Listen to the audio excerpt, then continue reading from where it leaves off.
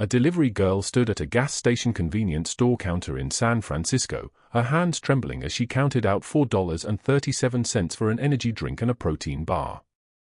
Cassandra Hartley was 29 years old but looked decades older, her face carved by exhaustion, her eyes the color of burnt coffee. 3 days ago, her apartment had burned to the ground. The fire took everything, her furniture, her clothes, her daughter's favorite doll, the emergency fund she had saved for 8 years by working double shifts and eating other people's leftovers. Now she held exactly $200 in her wallet. An eviction notice with red ink and a 12-day deadline sat folded in her apron pocket like a bomb with a timer running out. The eviction demanded $65,000 she did not have. She had just accepted a job as a maid in a mansion in Pacific Heights. She had never met the owner. She did not ask questions. She had 2 children at home, her son Marcus, age 7, and her daughter Emma, age 5, and they needed food tomorrow and the next day and the day after that. Food came first. Dignity could wait. The convenience store clerk barely looked at her as he rang up her purchases. She was invisible to him. Just another struggling woman buying the cheapest meal the store offered. She paid, took her receipt, and walked out into the San Francisco summer heat that pressed down like a hand on her chest. 94 degrees at 3 in the afternoon. The air was thick and wet, the kind of heat that made you feel like you were drowning on dry land. She walked toward her delivery truck parked at pump number 7, and that was when she saw them. A man stood at the pump, tall and commanding despite the oppressive heat. He wore an expensive black suit that cost more than everything Cassandra owned combined, more than her car, her clothes, her entire life. His hair was dark, swept back from his forehead. His face was sharp, carved from stone, with a scar running from his left eye to his cheekbone like a blade had once tried to cut him in half. His eyes were storm gray and they were reading lips. Giovanni Corsetti was deaf. The 3 teenagers circling him did not know this or did not care. They were 16, 17 years old, the kind of boys who felt powerful only when they made someone else feel small. One of them mimicked exaggerated hand gestures, his face twisted into a cruel mockery of sign language. Another pulled his eyes wide, making a vacant expression, and said loud enough for the whole gas station to hear, "What's wrong with you? Can't you hear me?" They laughed. The sound of their laughter was like a knife cutting through the hot afternoon air. The man's jaw tightened. His hand sat on the shoulder of a small boy beside him, the child no more than 7 years old, with the same sharp features, the same storm gray eyes. The boy was named Micah, and he was terrified. His small hand gripped his father's jacket. He understood what was happening even if he did not fully understand why. He understood that his father was being hurt by laughter. Cassandra watched from 20 feet away. She knew that feeling. She knew what it was like to be helpless, to be mocked, to be so invisible that people felt comfortable being cruel in your presence. She knew the weight of it. She could see it in the set of Giovanni's shoulders, the way his free hand had clenched into a fist, the way his jaw worked like he was biting down on words that would never come.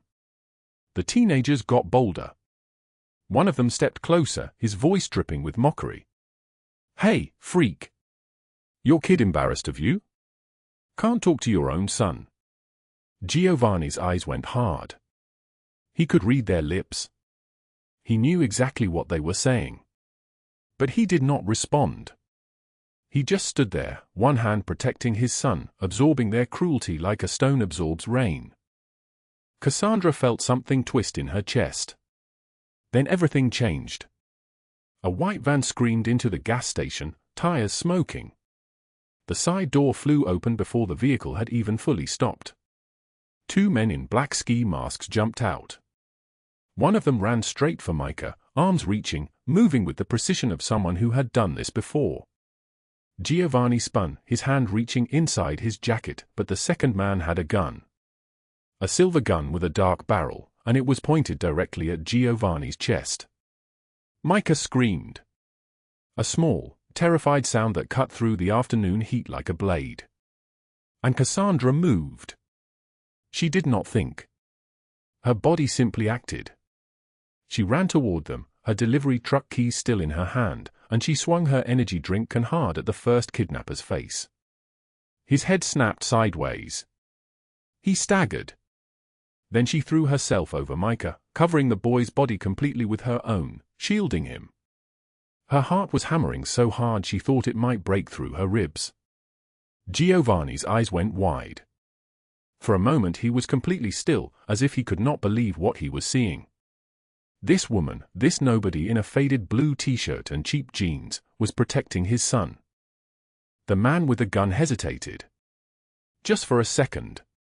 Just long enough. Giovanni moved like death itself.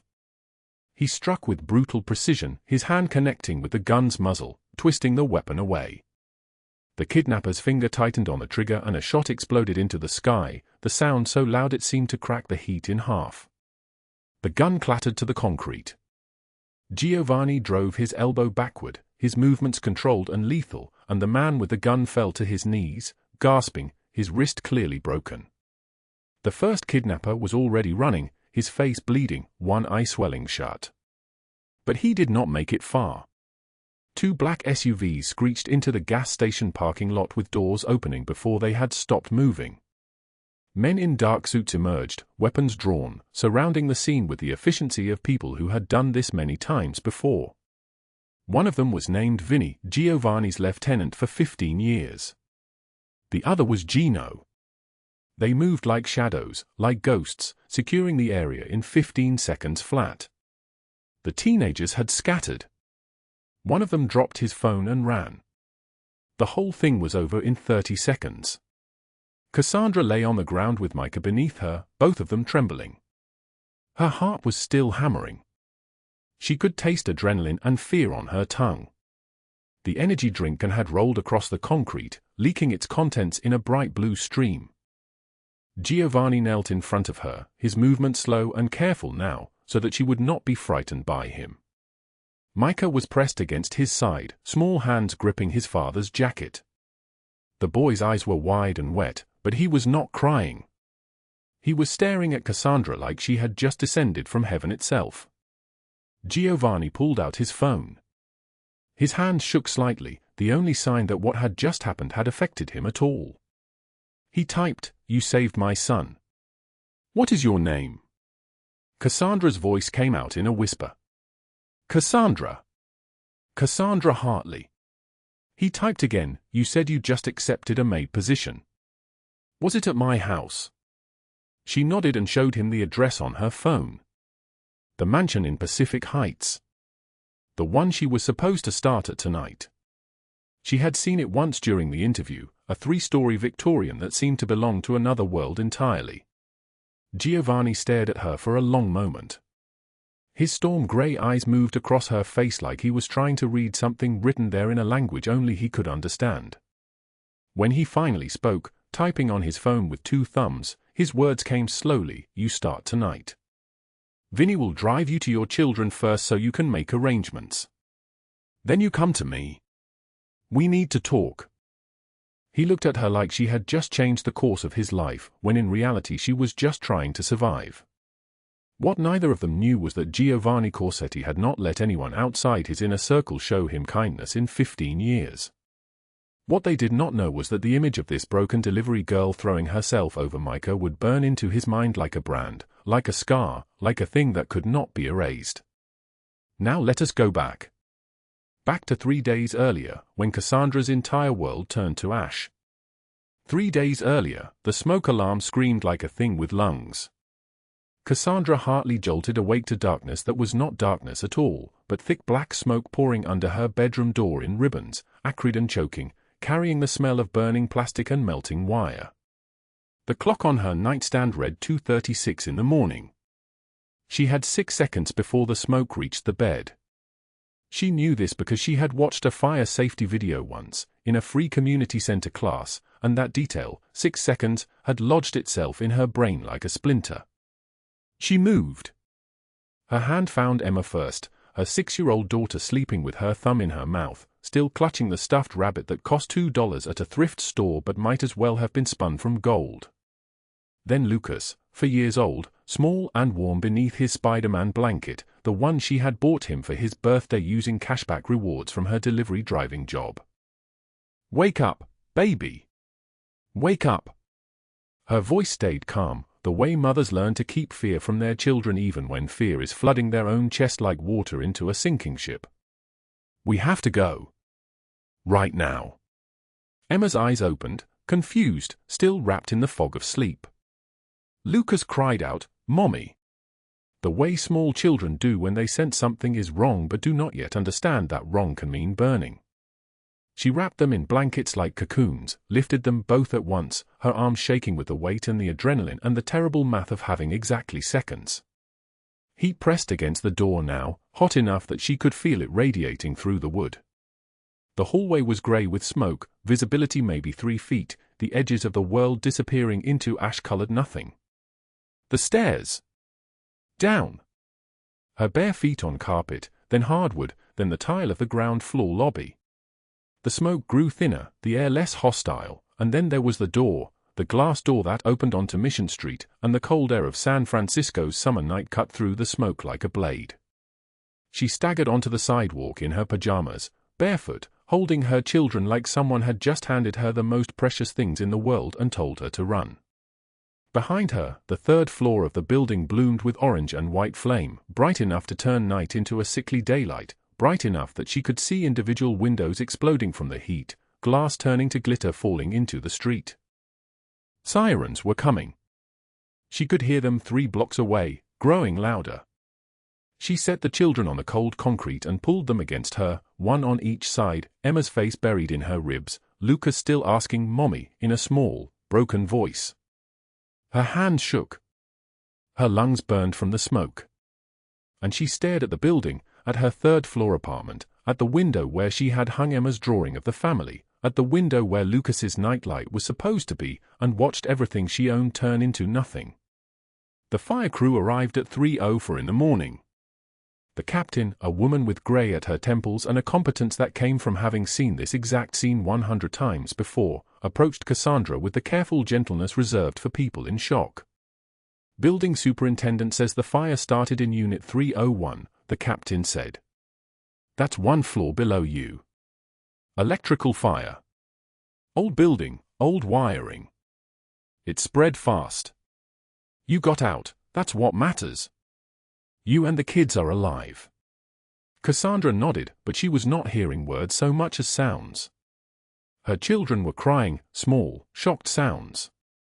Neighbors emerged from other units, evacuated, standing in the street in the clothes they had been sleeping in, watching their homes burn.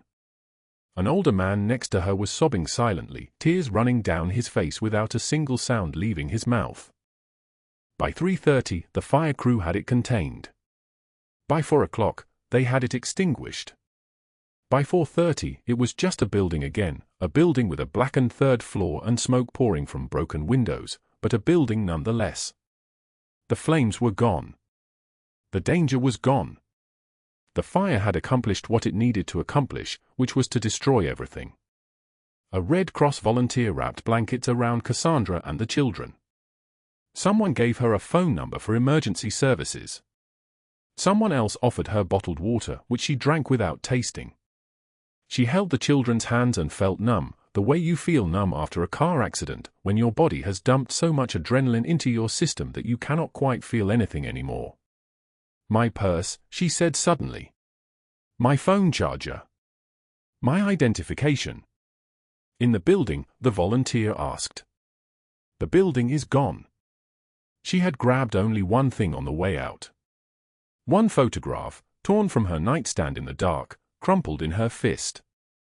A picture of Emma and Lucas at the park, both of them laughing, taken by a stranger because they had no one else to take pictures of them. She had straightened it in the shelter, smoothed out the wrinkles against her pajama leg, and that was all she had left. That and the clothes on her back, which were not her clothes at all, they belonged to some other family, bought at a thrift store, never meant to be permanent. The Red Cross shelter was in a gymnasium in the Mission, the same gymnasium where she had taken Lucas to a free swimming class once, a lifetime ago. 40 displaced families slept on cots arranged in rows, blankets pulled up over their heads or left aside, the air thick with the sound of crying babies and snoring and the particular silence of people experiencing loss. A caseworker named Maria sat across from her at a folding table, clipboard in her lap, and spoke in the careful voice of someone whose job required her to deliver bad news gently. The Emergency Housing Assistance Program covers up to 2 weeks in a motel, Maria said. $89 a night. That's $1,246 total for 14 nights.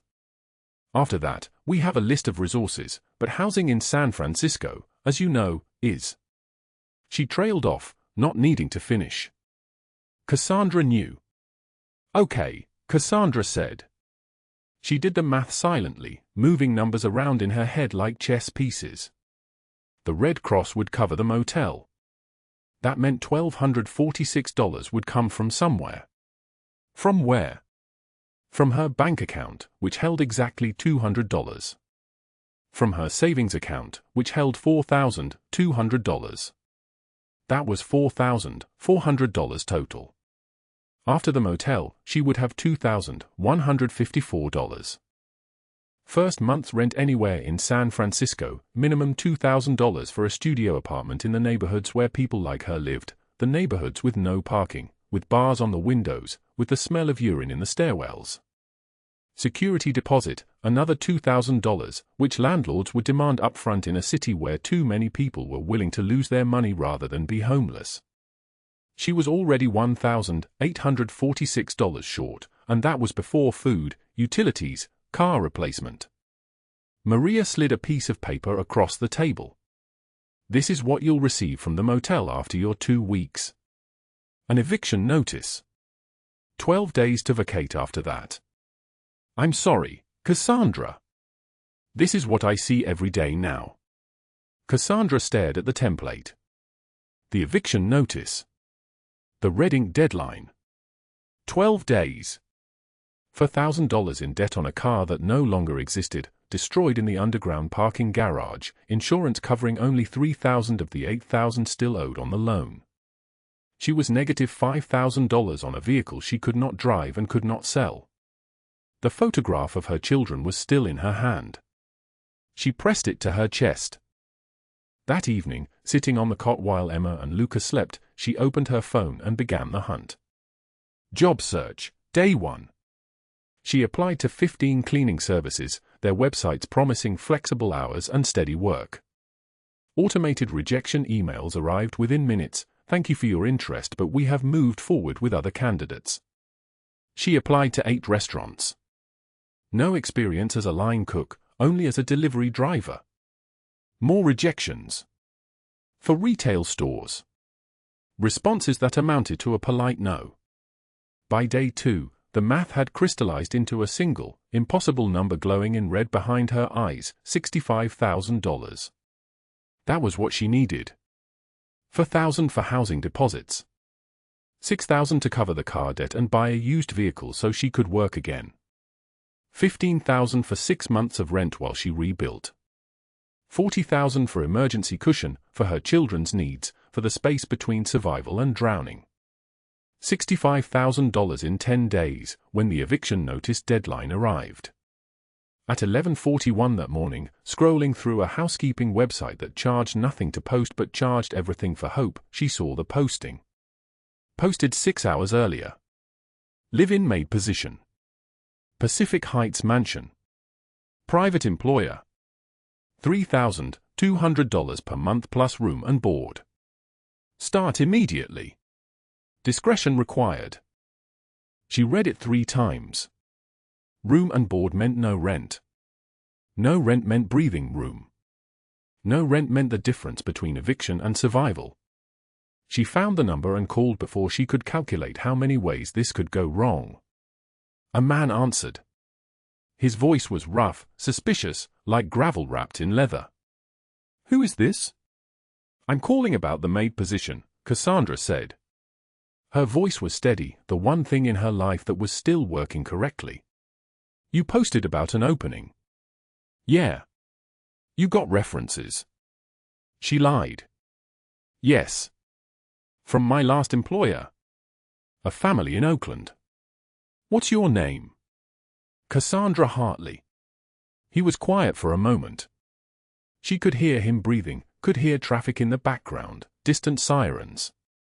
Boss needs someone tonight. Tonight. You available? She thought of the motel, the 12-day deadline, the red ink. She thought of Emma and Luca sleeping on a cot in a gymnasium. She thought of the number 65,000 burning behind her eyes. Yes, she said. I'm available. Address is 2847, Broadway Street, Pacific Heights. 6 o'clock. Do not be late. Boss does not tolerate lateness. He hung up without waiting for confirmation.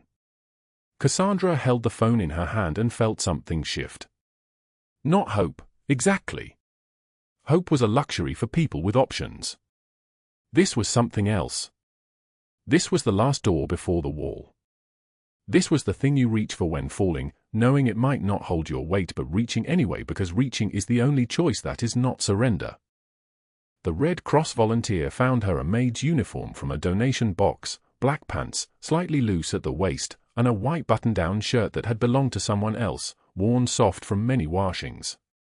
Cassandra changed in the shelter bathroom and looked at her reflection. She barely recognized herself. The clothes made her look like a servant, which was what she was now, but they also made her look like someone with employment, someone with a place to be, and that was almost like being someone real. She arranged for her neighbors to watch the children, 2 college students sharing the next cot, who worked nights and could stay awake, and she put the photograph in her pocket. The one thing left. The $200 from her wallet she divided in half, giving $100 to the students in case of emergency, keeping $100 for herself. $100. That was her entire world reduced to a single number. The address was in Pacific Heights. She rode the bus with her hands folded in her lap, the black pants stiff and uncomfortable, the white shirt already coming untucked. The neighborhood changed as the bus climbed. The storefronts became galleries. The apartment buildings became Victorian mansions with gardens. The bus stopped at Broadway and the driver announced the final stop. She got off and looked up. 2847, Broadway Street was 3 stories of elegance, a Victorian mansion painted pale grey with white trim, with wrought iron railings and tall windows glowing warm from inside. The kind of building where people who owned things lived. The kind of building where her monthly rent would have been the price of everything she owned, multiplied by 10. Her phone showed 5:58 in the evening. 2 minutes early. She stood outside the gate and felt the weight of the choice pressing down on her. This was the door. This was the thing that would either save her or swallow her whole. She walked through the gate and rang the bell. The summer heat pressed down on San Francisco like a blade wrapped in ice, though it was not yet 6 in the evening. 94 degrees at sea level, humid and suffocating, the kind of heat that makes the bay shimmer and the streets stick to your shoes. But at 5:45 in the afternoon, something shifted in the sky. The clouds turned from white to grey to a sickly greenish-black, the color of a bruise spreading across the horizon.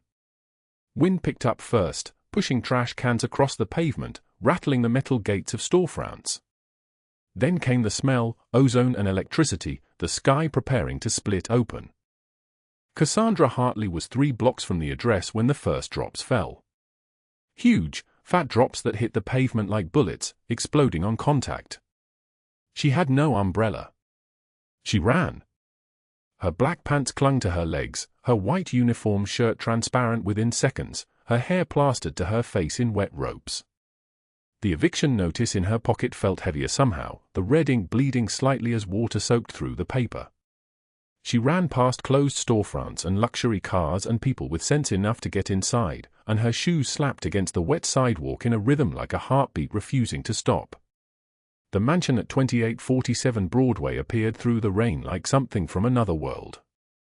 3 stories of pale grey stone and white trim, wrought iron railings, tall windows glowing warm from inside. A Victorian palace in the rain. She pushed through the gate, gasping, and pressed the intercom button. A camera swiveled. She heard the electronic buzz. The gate opened. The driveway curved past manicured hedges and marble fountains, and then she was at the front door before she could knock. A man opened it, Vinny, 45, built like a brick wall with a scar running across his left eyebrow like a slash of history.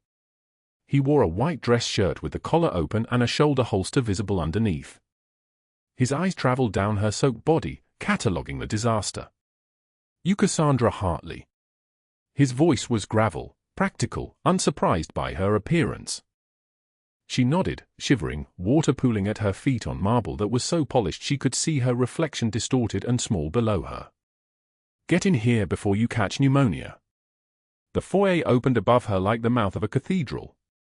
A chandelier hung overhead, crystal and gold, bigger than her old bedroom. Oil paintings of stern-faced men glared down from the walls. Furniture that belonged in European museums. And the floor was marble, so glossy that each drop of rainwater echoed when it fell. She stood dripping, aware that she was contaminating this place with the weather and her poverty and her desperation. Vinny handed her a towel. "Boss is in a meeting. Back around 8. Gino will show you your room and the supply closet. You start cleaning the east wing tonight, library, sitting room, office. Don't touch anything on his desk. Don't open drawers. Don't ask questions about what you might see. Understand?" She understood perfectly. This was not a normal house.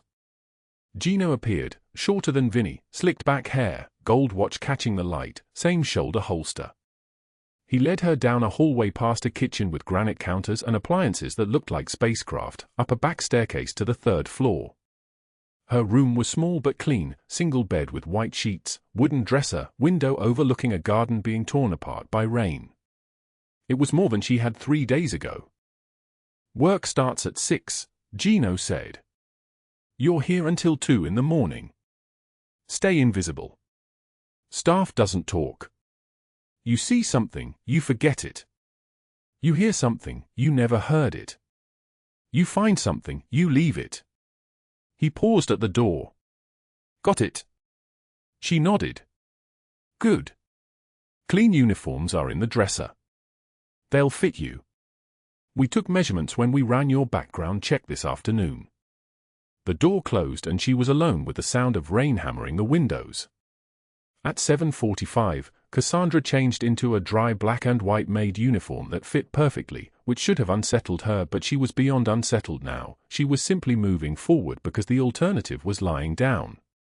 She pulled her hair into a tight bun, pinned it, and made her way downstairs with a stack of clean white towels balanced in her arms. The library was all dark wood and leather, floor-to-ceiling bookshelves, oil paintings of hunting scenes and horse races. A massive desk dominated one corner, surrounded by 3 computer monitors glowing pale blue. She dusted carefully, moved around furniture like she was navigating a minefield, tried not to think about what kind of business required 3 monitors and armed guards and manicured hedges blocking the world out. At 8:47 in the evening, she heard voices from downstairs. Male voices. Raised. Angry. Footsteps heavy on marble, echoing through the mansion.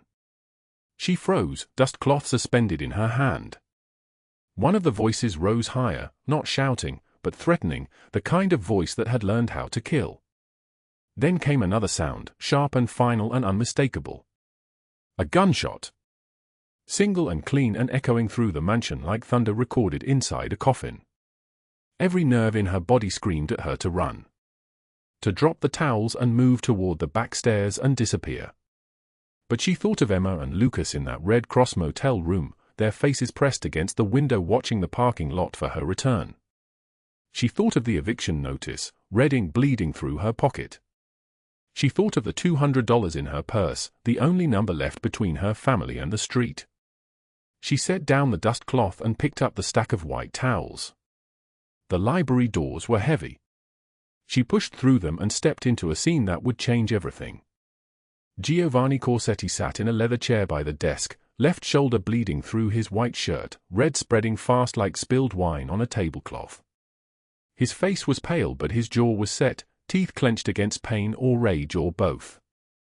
His right hand gripped the chair arm so hard his knuckles had turned white. Vinny stood over him with a phone pressed to his ear. Gino had a gun pointed toward the shattered window where rain was blowing in sideways, glass scattered across the floor catching the light like diamonds. Giovanni's dark eyes flicked upward and found her. Something flickered across his face, surprise, then calculation, then something else she could not name. She walked toward him. She did not think about it. Her hands moved without permission from her brain, pressing white towels against his shoulder wound, applying pressure. Blood soaked through cotton, hot and metallic smelling. "What the hell are you doing?" Vinny's voice cracked like a whip. She did not look away from Giovanni's face. "He's bleeding." "Pressure stops bleeding." Giovanni's expression shifted, barely perceptible, a hairline fracture in stone. He moved his right hand in a graceful gesture, fluid and exact. Sign language, she realized. He was deaf. Vinny translated, voice tight. "Boss says you should be terrified. Says you should run. Asks why you're not." Cassandra pressed harder, feeling the wound contract under the towels, feeling his muscle and bone beneath. "Because I've got $200 in my pocket and 2 kids in a motel room and nowhere left to run to. And because somebody shot you and you need help." Giovanni's eyes widened slightly. Recognition. He signed again, his left arm staying still, only his right moving in complex patterns. "Boss wants to know if you saw who did this." She had seen. A figure in the rain-soaked garden, tall and young, expensive jacket, running toward the back gate. She described the face, the build, the way he moved like someone used to power. Vinny and Gino exchanged a look that contained 10 years of history. "Preston," Gino said. One word. "Venom." Giovanni signed something forceful, his jaw tightening. Vinny nodded at Cassandra. "Boss says you just saved his life twice in one day." Rain hammered the windows. Lightning flashed white. In that moment, with her hands pressed against a bleeding man's shoulder in a marble mansion that cost more than every dream she had ever had, Cassandra realized something terrible and perfect and unavoidable. She was no longer invisible. And Preston Mercer had already seen her. The rain hammered against the mansion windows like 1,000 accusations. Cassandra Hartley stood in Giovanni's study at 11 o'clock at night, holding a letter that weighed more than her entire body. Legal paper. Expensive letterhead. The word swam across the page in perfect, devastating typography. Cease and desist. Defamation lawsuit. Custody challenge. The letter from Preston's attorneys demanded she surrender Emma and Lucas to State Protective Services within 72 hours. The document listed her as an unfit mother, a woman who endangered her children by involving them with organized crime, a manipulator who staged an entire relationship for financial gain. Every word was a knife wrapped in ice. She read it 3 times. Each time, the meaning did not change. Her hands were shaking so badly she could barely hold the paper. The mansion around her felt suddenly suffocating. Marble hallways that stretched like a cathedral. Oil paintings of Italian ancestors watching with cold eyes. A chandelier above her head casting shadows that looked like fingers reaching down. She had been here for 6 weeks. 6 weeks of safety, of Micah calling her mama, of Giovanni's hand finding hers at dinner. And now it was dissolving like sand in her grip. She walked out into the summer night rain without a coat. The temperature had dropped to 58 degrees, that sudden shift where summer died and autumn came howling in. Water soaked through her clothes in seconds. She stood in the garden, arms wrapped around herself, looking at the mansion gates and the street beyond. She could run.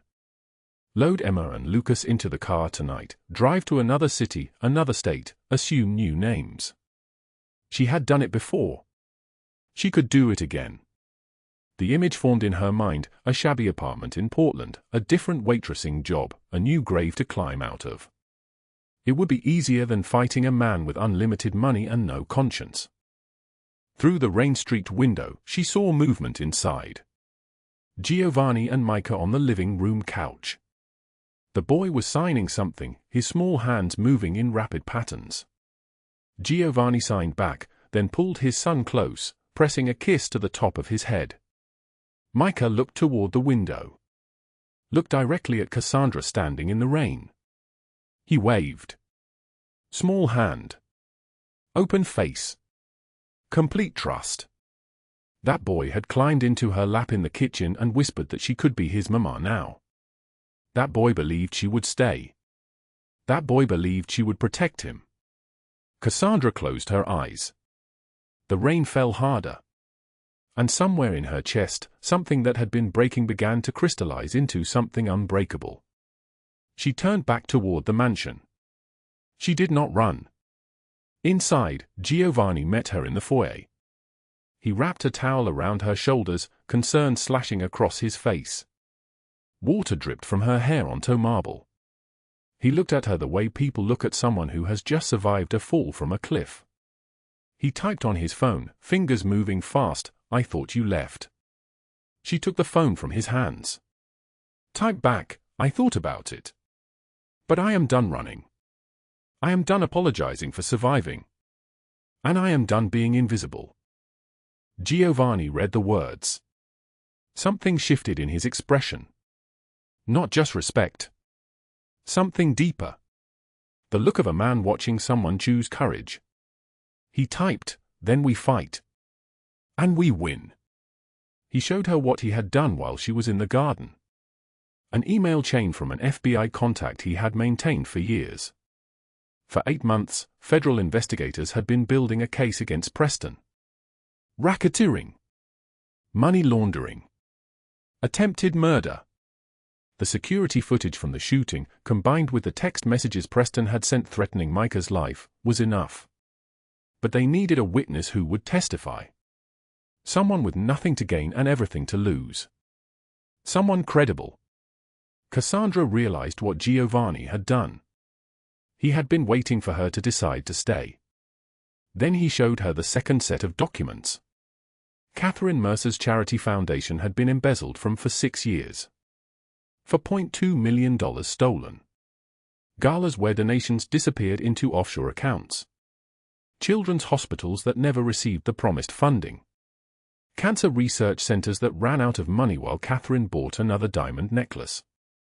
The IRS had been building a case for years. But Catherine was careful, connected, protected. Until Preston's arrest provided the FBI with enough leverage to pressure her financial advisors. Within hours, they flipped. Gave up everything. Catherine's empire of cruelty sat on the edge of collapse, waiting for one small push. Giovanni typed, Preston is arrested tonight. Catherine tomorrow morning. And you testify in 8 weeks. They go to federal prison. 40 years each. Asset forfeiture totaling $22 million. Cassandra stared at the numbers. 22 million. The amount meant nothing to Giovanni. It meant everything to her. It meant that cruelty had a price. That women like Catherine could not simply destroy other women and walk away laughing. She typed, what about the custody threat? Giovanni typed, dismissed. Once Preston is arrested, any claim he filed becomes legally void. You are not involved with a criminal. You are the woman who helped expose him. The courts will see you as exactly what you are, a hero protecting a child. The word hero sat strange in her chest. She had never thought of herself as a hero. Heroes were people in movies. She was just a woman who had pressed towels to a bleeding man's shoulder and refused to disappear. 3 hours later, at 3 in the morning, 12 FBI agents in black tactical gear breached Preston Mercer's apartment. Battering rammed through the door. He was dragged from his California king bed in designer pajama pants and a cashmere sleep shirt, screaming about lawyers and rights and corruption. The lead agent, a woman with silver-streaked hair and the eyes of someone who had seen too much cruelty, read the charges in a voice like stone. Preston Mercer, you are under arrest for attempted murder, conspiracy to commit kidnapping, racketeering, and witness intimidation. You have the right to remain silent. Preston's face went white. Not the composed white of someone facing legal trouble. The primal white of a man watching his entire world collapse at once. He sank to his knees, hands trembling. No, no, this is wrong. My uncle set this up. I didn't do anything. You have to believe me. The agent cut him off. We have security footage showing you hiring 2 men to kidnap Micah Corsetti. We have text messages where you threaten Cassandra Hartley with harm if she testifies. We have financial records showing you embezzling from family businesses. You are facing 40 years in federal prison without parole. Let us go. Preston was dragged out in handcuffs. Cameras flashed in the hallway outside his apartment, news vans already waiting, the FBI having strategically tipped off the media. His face appeared on every news channel by 6 in the morning, Mafia nephew arrested in kidnapping plot. At 4:02 a.m., while Preston was still being processed, federal agents arrived at Catherine Mercer's penthouse on Nob Hill. She answered the door in a silk robe, a martini still in her hand from the previous night's party, her face arranged in the expression of someone who had never faced consequences in her life. The agent held up the warrant. Catherine Mercer, you are under arrest for embezzlement, wire fraud, money laundering, and witness tampering. Your foundation has been seized. Your assets are frozen. Catherine's martini glass slipped from her fingers and shattered on the marble floor. The sound echoed like the moment a queen realizes her throne is burning. This is insane. I know people. I know the mayor, the police commissioner. The mayor authorized this raid personally, the agent said. After he learned you stole $1.3 million from his wife's cancer research foundation. You are done. Catherine was led out in handcuffs. Her silk robe had come open. Her hair, always perfect, hung in her face. Paparazzi captured every second. The woman who had spent a lifetime perfecting her image watched that image shatter on live television. By 8 in the morning, the headline screamed across every news outlet, socialite Catherine Mercer arrested for stealing millions from charities. The trial lasted 3 weeks. Cassandra testified on day 5, her voice steady as she described the article Catherine had leaked, the lies designed to destroy her. She described Preston's threats in the garden, his cold voice promising foster care and ditches. She described the custody letter, the legal assault designed to break her before he could be arrested. The prosecutor, a woman in her 50s who had lost her own sister to men like Preston, looked directly at Cassandra and nodded. The jury deliberated for 4 hours. Guilty. Both of them. 2 months later, federal court. Preston was sentenced to 40 years without parole. Catherine was sentenced to 40 years and ordered to pay full restitution to every charity she had stolen from, $12 million of asset forfeiture. They were led away in orange jumpsuits, their designer clothes and perfect lives replaced by prison-issue cotton and cells the size of walk-in closets. Not death. Giovanni understood that death would have been too quick, too easy, too merciful. 40 years watching the world move on without them.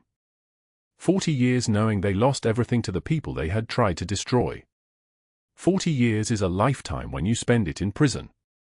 Giovanni sat in the courthouse gallery with Cassandra beside him and Micah between them, the boy holding both their hands. When the verdict was read, when the judge declared the sentence, when Catherine collapsed into a chair and began screaming her lawyers' names, Micah squeezed Cassandra's hand. He looked up at her and signed something simple. Vinny, who was standing behind them, translated softly, "He says you kept your promise. You stayed." Cassandra's vision blurred with tears that had finally earned the right to fall. 6 months had passed since the federal courthouse doors closed behind Preston and Catherine Mercer in their orange jumpsuits, and the mansion on Nob Hill had transformed into something Giovanni Corsetti never thought possible. The marble hallways that once echoed with the sound of his footsteps alone now filled with the laughter of 3 children, Micah, Emma, and Lucas, their voices bouncing off the walls like light through prisms. Cassandra had stopped wearing the black and white maid uniform the day the verdict came down.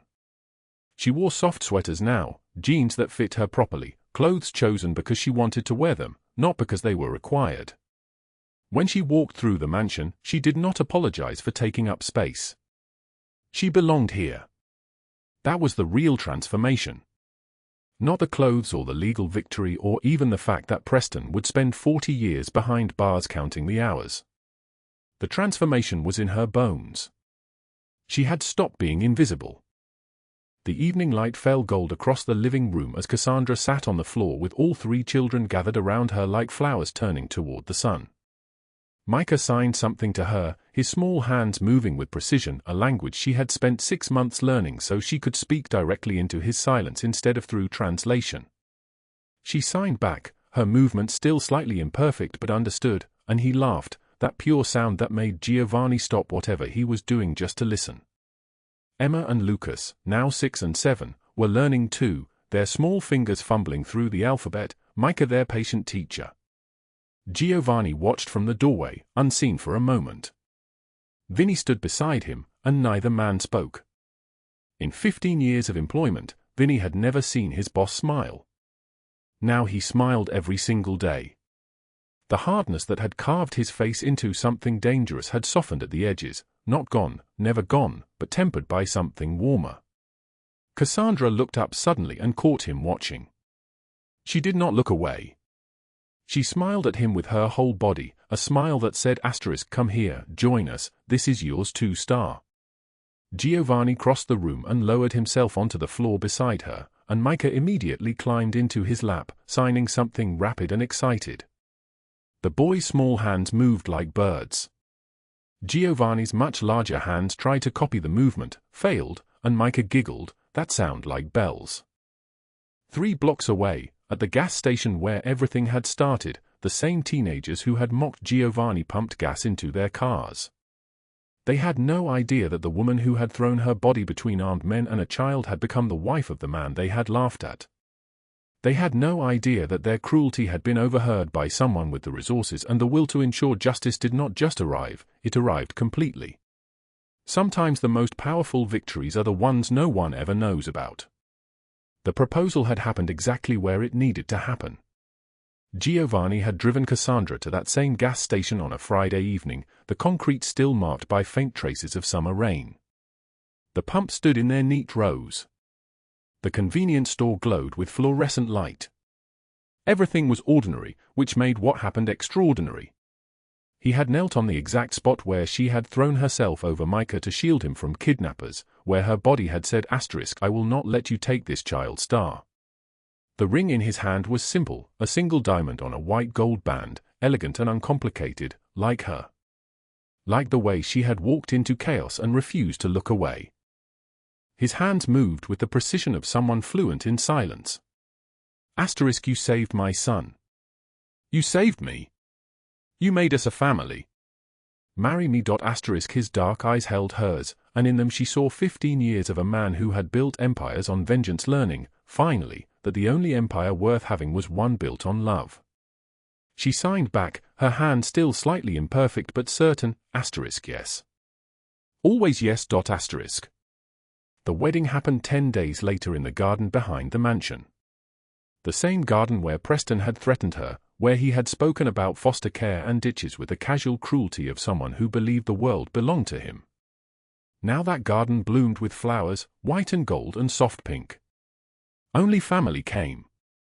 Vinny and Gino stood as witnesses, both of them crying without shame, tough men who had spent so long in darkness that they had forgotten what light felt like. Micah was the ring bearer, Emma and Lucas flower children in small white dresses. The rain started as Giovanni kissed his bride, another summer storm, but this time they ran inside laughing, soaked and alive, and no one was afraid. 3 weeks after the wedding, the police arrived at Marcus Chen's apartment at dawn. The landlord who had burned down Cassandra's building for insurance money, who had made 40 families homeless for $1.4 million in profit, was arrested as he stepped out of the shower. Giovanni's investigators had found evidence the FBI had missed, emails discussing the arson plan, bank records showing the insurance payout, photographs of him meeting with the man who set the fire. Everything was turned over anonymously through a lawyer, but Marcus Chen knew exactly who had ensured his downfall. He received 12 years for arson and insurance fraud.